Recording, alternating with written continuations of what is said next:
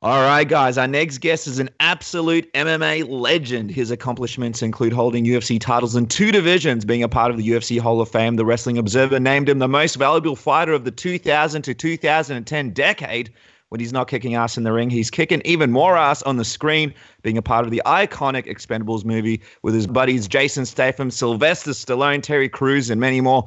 Oh, and did we mention no one can pull off wearing a scarf the way this man can? It's a pleasure to welcome Randy Couture back to Submission Radio. Randy, welcome to the program.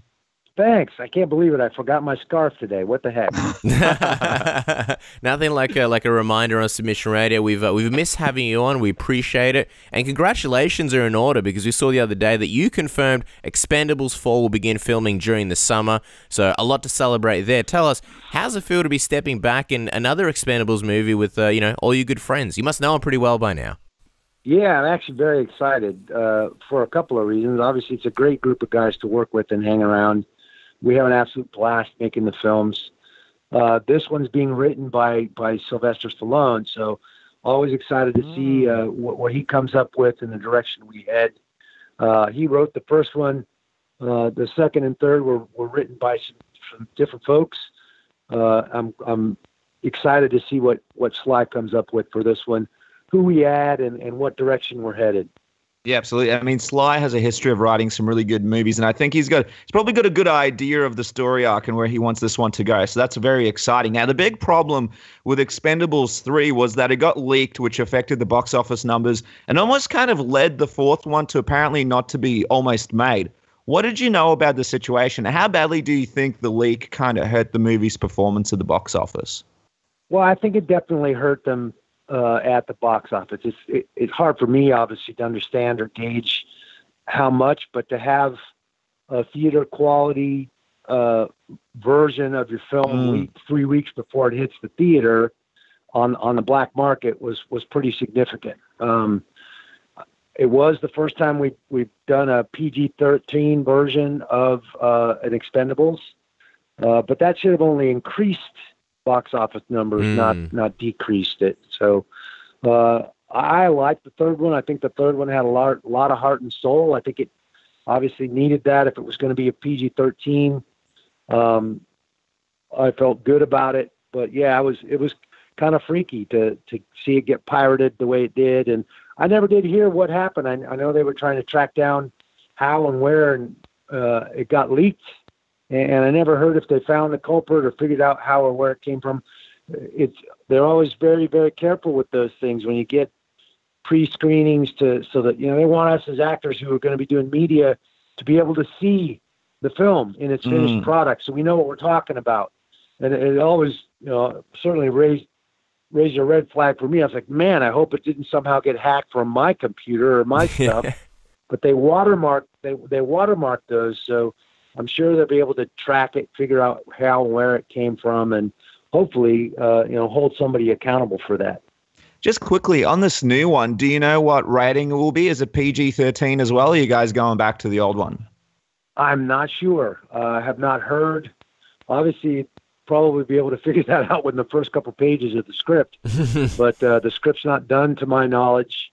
And it'll be interesting to see which direction they decide to go, and I know that Sly originally wanted to stay with the R rating, and there was some debate in the second film whether or not we were going to be R-rated or PG-13. I know that Chuck Norris was pushing to see it be PG-13 just because of his beliefs, and it ended up being R. And then for 3, they changed to the PG-13. They felt like they were missing a lot of ticket sales because a lot of kids were buying a ticket to another film and sneaking in to see the Expendables. So heroes. At the end of the day, it always comes down to dollars and cents. Sly's writing this one. I know he's fond of the R versions of the film. So we'll see what he comes up with, and I'll trust him. Yeah. I'm a big fan of the R rating. Like, obviously, a lot of Stallone's R-rated movies are really good, and Deadpool had a lot of success with the R rating. So I'm curious to see. But of course, the whole crew looks to be back. All of the guys look like a lot of fun. a lot of guys, a lot of histories. I imagine there's so many stories. What are some of your favorite moments sort of hanging out with them in between or after shooting? Any classic stories or funny things that stand out to you, after all these years of shooting with them? Well, we rolled on a set in Varna for Expendables 3. Very first day of shooting, we're supposed to shoot a scene of coming down an alleyway with a Jeep with a 50 cal on the back of it shooting at us, and we're on a big technical kind of a flatbed truck. I don't know if you've heard this story before, but we all roll in, we're all geared up, ready to go, and the stunt guys show us what we're supposed to do, and we come tearing down the alleyway on this truck, and we're supposed to screech to a halt, and then all bail out of the truck and run over and get in a boat to flee, to get away. Mm-hmm. And so Jason, in his wisdom, is like, man, I've never driven that truck. You want me to drive that truck? I want to practice it at least once, see how it drives. So he gets in the truck, and they back it, back down the alley, and he comes tearing up just like he's supposed to when the camera's rolling.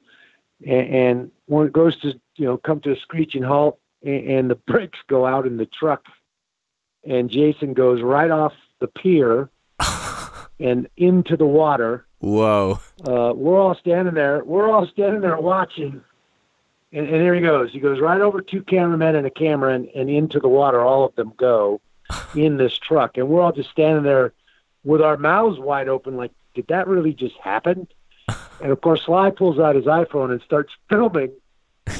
And, we had rescue divers there. And very quickly, Jason pops up and the 2 cameramen pop up. And nobody is injured. Everybody's wet. They've lost about an $80,000 camera into the water. Wow. But nobody was injured. Certainly not the way you want to start off the first day of the film, but it was funny. Jason thankfully wasn't injured. He was wet. He just had to go get changed, and we got a new truck with brakes that worked for the actual film. But it was pretty funny. It was funny to see Sly right on top of it, pulling out his iPhone to kind of catch all the chaos. But it was one of those moments. I love it. Sly just ready with a phone. I've always wondered this as well, Randy. What's the deal with Jason and his knife skills? I know his character is really good with throwing knives. Is he actually decent at it, or is this more of a sort of post-production thing that they add? I wonder. I suspect that there's probably a little bit of movie magic there, and Jason's just such amazing at what he does that you start to think that maybe he has some real knife throwing skills, and he certainly puts the work in and makes it look real good, doesn't he? Yeah, I mean, absolutely. And Jason Statham is just a lethal weapon and one of the favorites down here at Submission Radio. But a bit more on you. We also saw that you've got a new gym in Los Angeles, California. It's called Unbreakable Performance. It's more of a sort of high-end, smaller gym. A lot of amazing people are training out there. People like Wiz Khalifa, Demi Lovato, the Jonas Brothers. We actually saw a video of you training with Demi. What's it like to train with her? Because she's obviously been, she used to be with Luke Rockhold. She's been into MMA for quite a long time. What's it like training with her? She's great. She works her butt off. She's really one of our gangsters there at Unbreakable. She comes in, she does a lot of gi training, and she loves to spar. She still teases me about kicking her in the head one of the first times we worked out. But really, you did that? We really enjoy her. Well, I was wearing shin guards, and I didn't kick her that hard, but did she deserve it a little bit? Was she running her mouth, pulling a bit of a Demi Diaz? I know she'd kick me in the head if I gave her the chance. Yeah, but she does a great job. She's a very hard worker, and we're proud of her. She's come a long way. I think she's got her blue belt in jiu-jitsu now, and she's doing great things. Is she that? Well, she's officially better than us. Is she looking to compete? Is this kind of a fitness thing for her, or is she looking to do some comps at some point? Well, it's definitely a fitness thing, but you know how it is. The gym is kind of becomes your sanctuary. The rest of the world kind of goes away when you're there sweating, and certainly when you've got somebody standing across from you that might punch you in the face, you don't have time to think about anything else. So, I think the gym is certainly her sanctuary. Something that keeps her on track and keeps her moving in the positive direction. Mm-mm. Of course, the other big thing that we want to talk to you about is the Ahly Act. We spoke to you back in November about the last time when you spoke to the U.S. House of Representatives. I'm just wondering, Randy, where's it at now? It seems like there really hasn't been much news as of late. We spoke again to Congress, to the full committee this time. It was very well received. We have 65 signatures in support of the amendment with Congress. I think we're very close to getting a vote with Congress. Once we get a vote with Congress and it's approved there by the Energy and Commerce Commission, we'll go to the House and it'll go to vote with the senators. And so that will be the next step. We're waiting on the vote now with Congress, and then we start talking to senators and getting approved in the Senate. That's probably going to be a little bit bigger challenge. The senators can be a little more elusive and a little more difficult to deal with. But I'm very hopeful and optimistic. I think that the lobbying efforts that the UFC has put forth can maybe slow us down, but I don't think they can prevent us from getting the Ahly Act amended. It's just too obvious to everybody that we speak to that it needs to happen. Yeah, what did you think of Leslie Smith's recent efforts? You know, she's launched Project Spearhead, and it's kind of crazy because she's kind of gone out and done this on her own. Not really on her own. Obviously, Lucas Middlebrook is a big part of her, but she's sort of trying to do something a little bit different, and she's still part of the UFC, which is something that also makes this, I guess, more interesting. What do you think of her recent efforts? And have you had any contact with her? Have you spoken to her at all? I've had no contact with Leslie since she's launched Spearhead. She obviously got a lot of her information from being part of the MMA-FA, and she's always kind of, in some ways, created a division and been a bit divisive, which is why she's not part of the MMA-FA anymore. I think the unionization effort is the wrong model. It only takes care of fighters that are part of the UFC. It doesn't change the sport. It doesn't eliminate the balance or affect the balance of power for fighters in their ability to negotiate. I know if they get recognized as employees and are able to get a collective bargaining agreement with the UFC, then that might help the UFC fighters a little bit. But even then, it still leaves all the power of the sanctioning and the promoting in the hands of one person, the UFC. So I think it's short-sighted. I think it's a bit selfish, honestly. I don't think she's considering fighters across the board and all the promotions in the entire sport. The union model doesn't fit, in my opinion. And I think that if it does anything, it solidifies the monopoly position that the UFC has. It weakens the class action that some of the fighters have filed against the UFC. And all of those are problems for fighters. I think the more direct and quicker way to change the sport for the positive for all fighters is to get the Ahly Act amended. And I think the MMA is really the only ones that are pushing and spearheading that as the option. The class action may change the sport down the road, but as you know, class actions take a long time. And who knows how a judge is going to rule. And right now they're still trying to get the class certified, which I think is going to happen in fairly short order. But again, could be a couple of years before we see any change, before you get a ruling on the class action lawsuit, and obviously a ruling would go against the UFC and their business practices, which are being called into question. The being recognized as employees of the UFC, which is a stretch because we're all independent contractors. So we get 1099, we sign a contract that makes us an independent contractor. I don't know why you'd want to be an employee. I mean, if you can make too much noise or you do what Leslie's doing, you risk just being fired by your employer. So it doesn't make a lot of sense to me. But, I would have frankly rather had all of us fighters united under one moniker, pursuing the Ahly Act amendment and the transparency that we all need in our sport, and not giving the UFC any more position or power in the sport than they have already. A lot of interesting points that you mentioned there. I'm just wondering, because I think One of the things that has sort of been mentioned, around, Leslie's efforts and just recently in general is, I guess, some of the things that fighters have to do during fight week. Obviously, media is one of them, maybe one of the more bearable things, but obviously there's the fact that fighters have to wear Reebok, and if they don't fulfill certain things like wearing Reebok throughout fight week, then they may not get their Reebok money, which is no longer even called Reebok money. So I guess that's a lot of things where fighters see themselves as, I guess, being treated like employees. I imagine the Ahly Act wouldn't necessarily help in that sense. Obviously, it would help in other ways, but do you see a way where fighters could combat something like that, where with all these extra things that they have to adhere to, even though they're only contractors and not really employees? Yeah, I think that the transparency in the sport and having a bigger say in the bargaining power and negotiating a better contract, a better deal, a bigger percentage of the money that comes in from the fights you fight on, not having to sign away your ancillary rights in these very exclusive, tight contracts that they're forced to sign now. All that would change if we're protected by the federal legislation that's in place and protects boxers. There's a reason why Floyd Mayweather makes $400 million every time he fights, because he's able to represent himself, get a fair deal, get the sponsors that he wants, and do the things that he wants to get a bigger piece of the pie of the show that he competes on. And that's because he enjoys the protections of the Ahly Act. We in MMA don't have that luxury.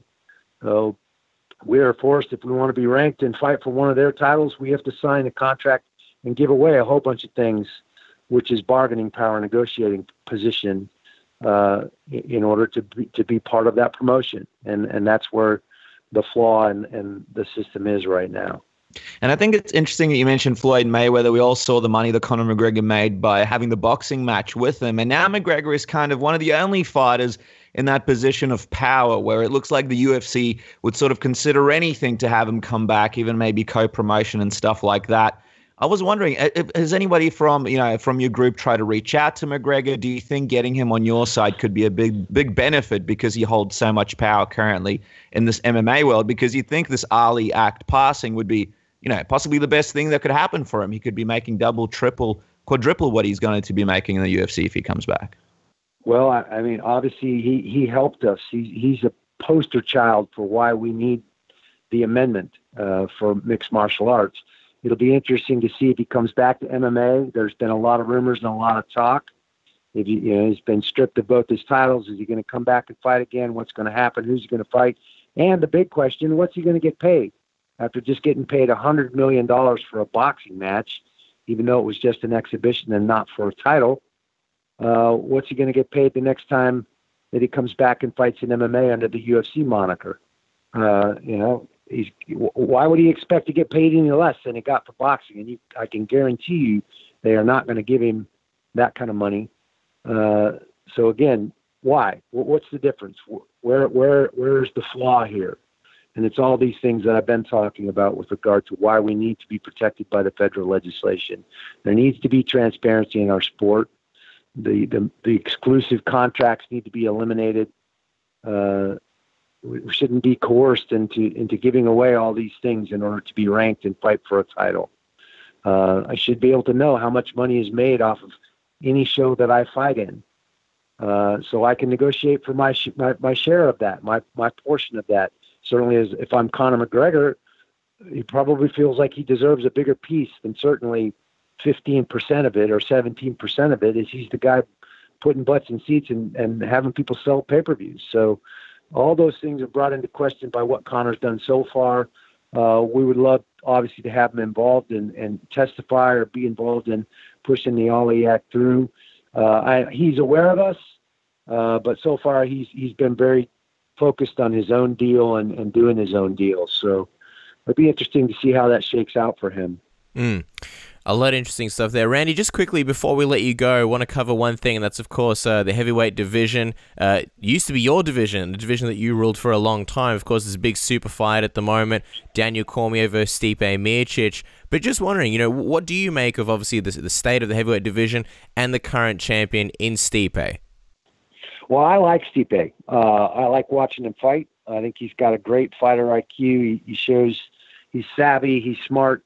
he tries to keep fights where he knows he has the best chance to win. And the Ngannou fight was a perfect example of that. He showed that he's durable, and he's a smart fighter. I think he's going to be tough to deal with. Obviously, I'm friends with Daniel Cormier. We both wrestled at Oklahoma State. He's a cowboy at heart, and I have a tendency to root for my wrestling buddies. So, I think if he can get to Stipe and make Stipe wrestle him every chance he gets, he's got a great shot of making it a tough night for Stipe. But he's definitely got his work cut out for him in that fight. Do you think that Stipe can wrestle with Cormier? Because obviously we've seen Stipe being extremely effective with his wrestling. But, I mean, Daniel Cormier is an Olympian. How do you see the wrestling playing out between them? Well, I think Daniel's wrestling is better than Stipe's, but Stipe's is very effective. You're looking at a long, effective striker. If he can use his wrestling to make Daniel stand in front of him or keep bringing him back up and putting him in front of him, he's got a chance of making it a tough night for Daniel. And if Daniel can find a way to get inside and pummel and wrestle against the fence and put him down on the ground and make him wrestle off of his back every chance he gets, then he's got a great chance of making it a tough night for Stipe. But it's one of those fights that you want to see because they're so well matched up and so it's so interesting. And I mean, Stipe has had an incredible run thus far as the champion. Do you think if he gets a few more wins and beats guys like DC, do you think his name goes into the discussion as one of the best sort of champions and heavyweights of all time? I think he's up there for sure. I mean, I don't know what that criteria looks like or how you figure that out. I think you'd probably be up there as well, Randy. He's been defending it for a while now. He's kind of been the name for what? Is it 2 years now? I think he's just, it's such a volatile sport. There's so many ways to win or lose, especially when guys are as big as these guys are. I mean, it takes one shot. And so, I mean, he's done a great job. All right. Well, Randy, we appreciate the time. As we let you go, final question, we promise. Obviously, want to quickly remind people about another big movie coming out soon. It's not all just the Expendables. There's obviously The Row. It's a thriller. You play Detective Cole, and it looks good. What can you tell us about your movie role in this one? I had a lot of fun doing this movie. As a young cast, I kind of play the old guy in the movie. I play a dad who's also a detective, dropping his daughter off at college, and then some dead bodies start turning up. And so I got to wear a couple of hats, and it was fun, having a daughter that came through those college years and that kind of strife and conflict, if you will, between a dad and his kid. I think all that stuff was fun to play and portray in this film. And I feel like I learned some new skills, got some new things done in trying to find ways to be a genuine actor. Well, it's going to be very exciting. Everybody can check that out. And guys, if you're in Vegas, of course, look out for Randy Couture. He's all over the place. But if you're in LA, the new gym, it's called Unbreakable Performance. Make sure to check it out because we hear a lot of great things. And of course, The Row, everybody in Australia and New Zealand needs to check that out. And Expendables 4. Whoa. All really excited for that as well. Make sure to follow Randy on Twitter at Randy_Couture and Instagram at XCNatch. Randy, thank you so much for coming on. We're so excited to check out The Row, so excited for Expendables, and we're really excited to see what happens with this Muhammad Ali legislation. Hopefully everything goes through, and thank you so much for taking the time to come on the program. Thank you again. Yeah. Thank you guys for having me on. Appreciate it.